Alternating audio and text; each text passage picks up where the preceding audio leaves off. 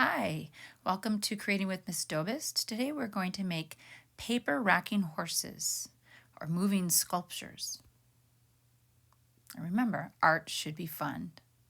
You're going to need heavy paper like an index card or cereal box, pencils, scissors, and glue, maybe tape. Let's begin by taking a look at a project that's already done. Let's take it apart and see how it was put together. Notice that the head slides right off. There's a little slot, a little slit on the back of the head that matches this little slot or slit that's in the body. And the tail is done the same way. It has a little slot, little slit that fits into a matching one on the body. The wings have tabs and little slits on them that fit into the slots on the side of the body. This particular rocking horse does not have any tape or glue, but you can use tape or glue to attach any parts that you would like if you don't want to try to do the slits and the slots. How the body was made was an index card folded in half, and then a curved line cut out at the bottom. The little slit on the side was made by folding that half a circle in half and then cutting on that fold. And that's how that was formed, so that the wings fit nice and easy right inside. No tape, no glue.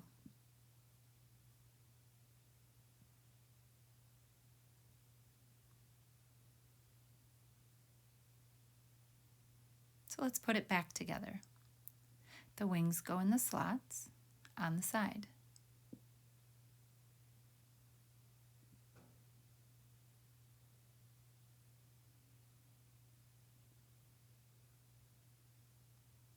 The head slides into the little slot on the top. At the end. The tail does the same thing at the other end.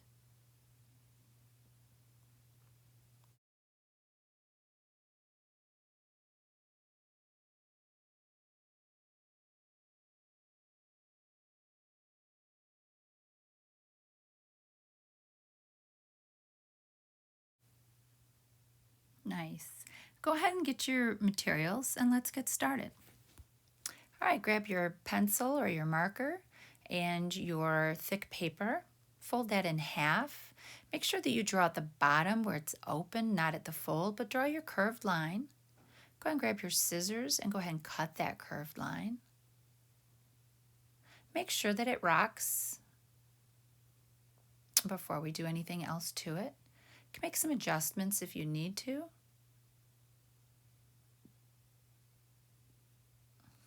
It's kind of fun trying to figure out how to get yours to rock. Let's see if you want to make it more curved, less curved. Now go ahead and take a minute and think of what you want to turn it into. I'm going to turn the second one into a horse. You do not have to. Maybe to start with, you just want to cut some shapes, maybe a circle and a triangle, and just to get the balance right. Notice that my horse, the head is pretty straight up. I made my little slits. I'm fitting them together. I don't have it, it's not going to lean out forward too much. I really want the center of gravity to be in the middle of my rocking horse and not too much out, pulling it down. See, we have a lot of weight there. It's already just kind of bobbing its head. I'm going to go ahead now and I'm going to work on my tail. And I'm going to try to make the tail have the same amount of weight that the head had. So here's my tail. I'm putting in my little slit, adding that in there. The head is still a little bit heavier, but not much. It rocks pretty well. The next thing I'm going to do is I'm going to make a little brace to help keep the two sides of the rocking horse from separating too much. So I put two little slots there. And I'm going to put a little cut while it's folded, a little bit where the shoulders would be. And then I'm going to go ahead and I'm going to fit that little extra piece in there to just kind of hold it together so it doesn't spread out too much. So I have a lot of weight on that side. That's why it's not rocking very well.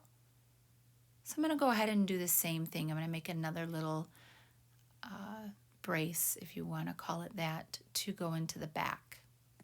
So here's my other little piece with the two little slits to fit into the two slits on the rocking horse.